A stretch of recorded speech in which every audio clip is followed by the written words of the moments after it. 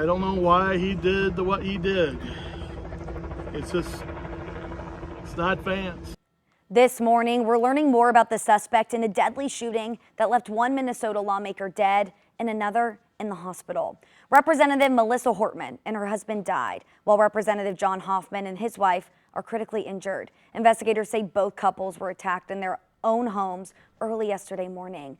The prime suspect, 57-year-old Vance Belter, officials believe he gained the victim's trust by disguising himself as a police officer.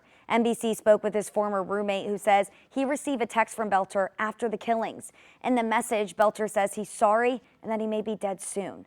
This morning, CARE's Kent Erdahl brings us the very latest as investigators expand their search. In the span of just a couple of hours and a few miles, state leaders say an assassin wearing a police disguise and a mask visited two homes belonging to two senior DFL state legislators. This was an act of targeted political violence.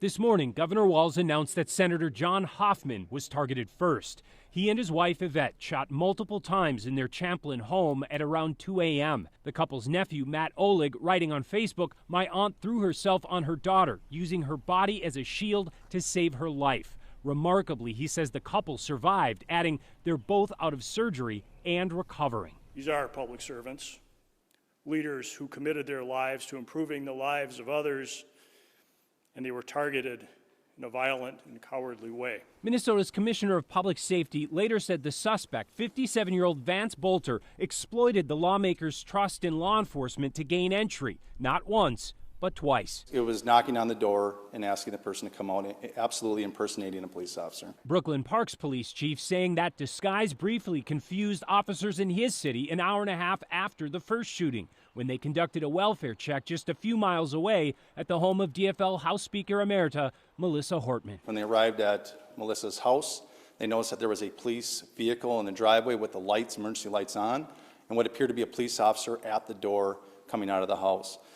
When our officers confronted him, the individual immediately fired upon the officers, who exchanged gunfire, and the suspect retreated back into the home. He says they found Melissa and Mark Hortman dead of multiple gunshot wounds, and they believe Belter fled on foot through the backyard, leaving his vehicle and valuable evidence behind. When we did a search of the vehicle, there wasn't a manifesto that identified many lawmakers and other officials. Minnesota Senator Tina Smith and State Attorney General Keith Ellison have confirmed they were on that list, and law enforcement sources who have seen it tell our AJ Legault that it also includes names of non-elected officials tied to abortion rights. We must all, Minnesota and across the country, stand against all forms of political violence. That begins by looking out for Belter, who was last seen and photographed in North Minneapolis. I believe he's working to potentially flee the area, and so that's why we're sharing that information now, so that we can safely apprehend him.